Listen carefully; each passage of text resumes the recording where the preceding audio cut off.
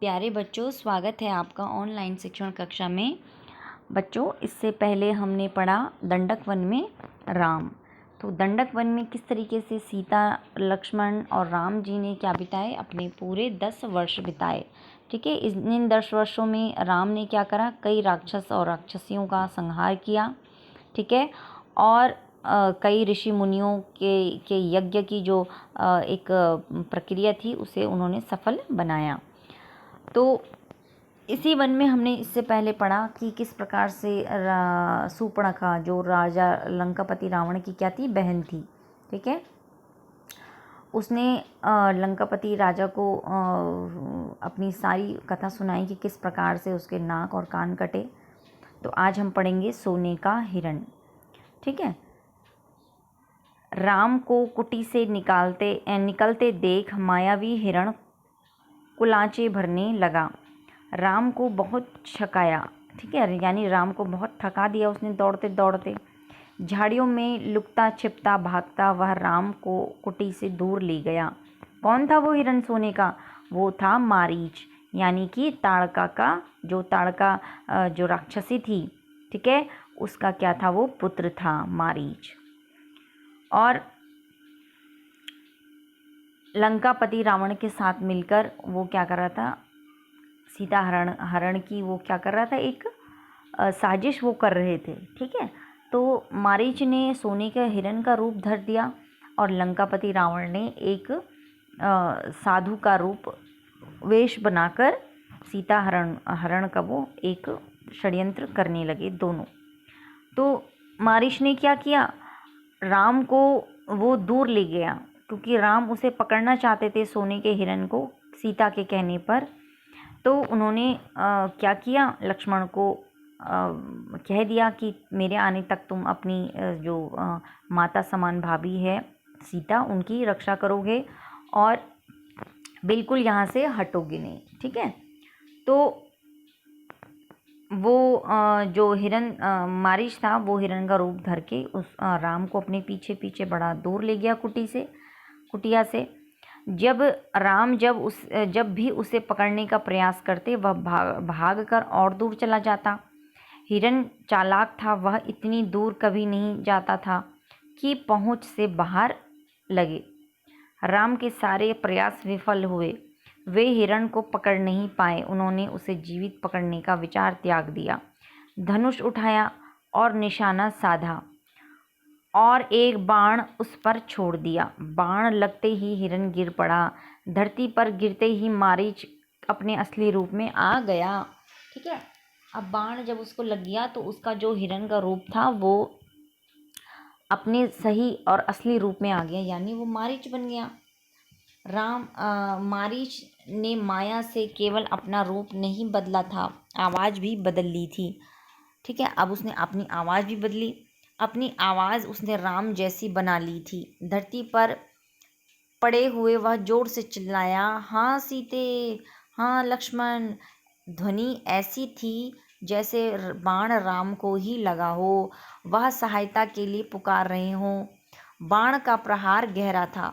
मारीच उसे अधिक देर तक सहन नहीं कर पाया, वह छटपटाता रहा। जल्दी उसके प्राण पखेरु उड़ गए, अर्थात वो उसकी मृत्यु हो गई। रावण एक विशाल वृक्ष के पीछे खड़ा था, वह प्रसन्न था, उसकी चाल सफल हो गई थी। मारीच ने अपनी भूमिका अच्छी तरह से निभाई थी। अब तक सब कुछ वैसा ही हुआ जैसे उसने सोचा था। उसे राक्षस अकंपन की बात याद आई। सीता का हरण हो तो राम के प्राण निकल जाएंगे, वह निशक्त हो जाएंगे। वह अगले चरण की तैयारी में जुट गया। मारीच की पुकार राम ने सुनी, वह पास ही खड़े थे। उन्हें समझने में देर नहीं लगी कि पुकार की मंशा क्या है। मायावी मारीच की पूरी चाल उसके सामने खुल गई। हिरण जानबूझकर भागता रहा, उन्हें कुटिया से दूर ले जाने के लिए। वह षड्यंत्र का अगला चरण विफल करना चाहते थे। उसकी चाल में तेजी आ गई ताकि जल्दी कुटिया पहुंच सके। ठीक है, उनकी चाल में तेजी आ गई कि वह जल्दी से क्या पहुंच सके, कुटिया में पहुंच सके। किसकी चाल? राम की चाल। क्योंकि वे पूरी तरीके से समझ चुके थे कि उन्हें छला जा रहा है, उनके साथ धोखा किया जा रहा है। ठीक है। फिर वह मायावी पुकार सीता और लक्ष्मण ने भी सुनी। लक्ष्मण उनका रहस्य तत्काल समझ गए। राम की तरह उन्होंने बाण चढ़ाकर धनुष दृढ़ता से पकड़ लिया, चौकसी बढ़ा दी। वे राक्षसों की अगली चाल का सामना करने के लिए तैयार थे।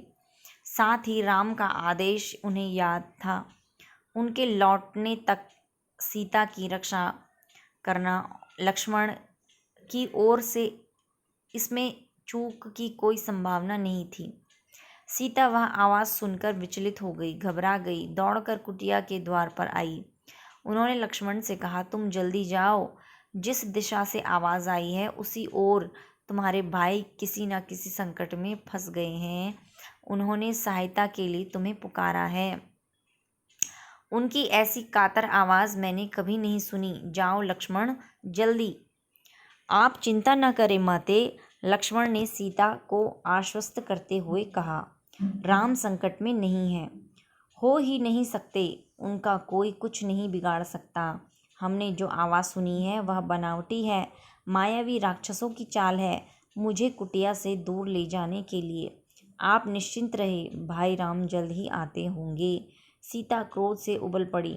लक्ष्मण का इस घड़ी में इतना शांत होना उन्हें समझ में नहीं आया। राम की आवाज़ सुनकर भी वे यहीं खड़े हैं, सहायता के लिए नहीं गए। सीता को इसके पीछे षड्यंत्र दिखाई दिया। लक्ष्मण की चाल। लगा कि लक्ष्मण राम का भला नहीं चाहते, वे हितैषी नहीं हैं, चाहते हैं कि राम न रहें, मर जाएं, ताकि राजपाट उन दोनों का हो जाए, उनके रास्ते का कांटा निकल जाए। तुम्हारा मन पवित्र नहीं है, कलुषित है, पाप है उसमें। मैं समझ सकती हूँ कि तुम अपने भाई की सहायता के लिए क्यों नहीं जा रहे हो। सीता ने यहाँ तक कह दिया कि कहीं वे भरत के गुप्तचर तो नहीं हैं। सीता की बातों से लक्ष्मण को गहरा आघात पहुँचा। उनका हृदय छलनी हो गया, पर उन्होंने पलटकर उत्तर नहीं दिया। संयम बनाए रखा, सिर झुकाकर सब चुपचाप सुन लिया।